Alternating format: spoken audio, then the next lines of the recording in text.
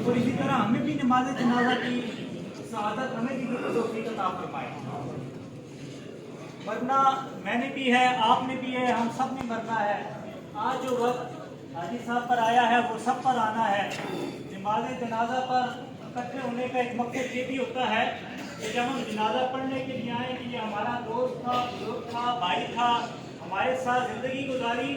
تو آج جب یہ دنیا کو چھوڑ کر چلا گیا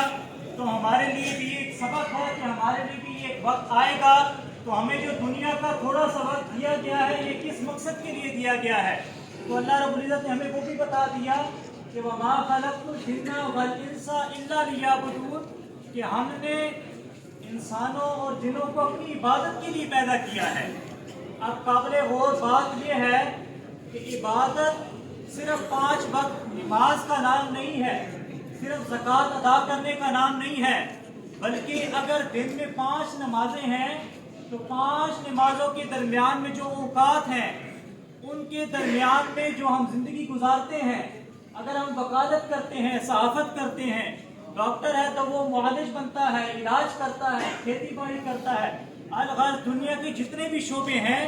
ہر شعبے کے اندر اسلام نے ہماری رہنمائی فرما دی ہے کہ آپ نے فجر کی نماز سے ظہر تک اگر آپ کاروباری زندگی کے اندر اپنی زندگی گزار رہے ہیں تو آپ نے ان اصولوں کو لے کر اپنے کاروبار کو چلانا ہے، یا ان اصولوں کو لیتے ہوئے آپ نے اپنی زندگی بسر کرنی ہے۔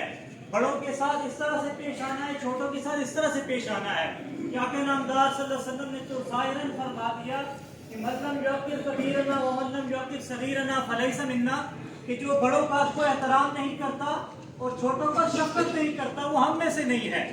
اور بلکہ چھوٹے چھوٹے معاملات پر ہم راستے میں چل رہے ہوتے ہیں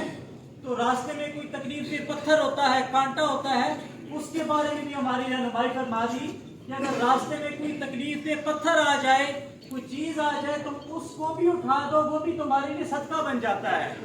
نبی کریم صلی اللہ علیہ وسلم نے فرمایا کہ انسان کے جسم کے اندر 360 جوڑ ہیں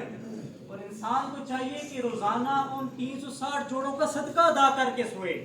اب روزانہ سب کے لیے 360 جوڑوں کا صدقہ ادا کرنا، 360 بکرے ذبح کرنا ممکن نہیں ہے۔ تو آگے نامدار صلی اللہ علیہ وسلم نے اس لیے بھی اپنی امت کی رہنمائی فرما دی، آسانی پیدا فرما دی، فرمایا کہ تم راستے میں تکلیف کے پتھر اٹھا دیتے ہو، یہ تمہارے لیے صدقہ بن جاتا ہے۔ تم سبحان اللہ، الحمدللہ، اللہ کی تسبیح بیان کرتے ہو، اس کی حمد بیان کرتے ہو، یہ بھی تمہارے لیے صدقہ بن جاتا ہے۔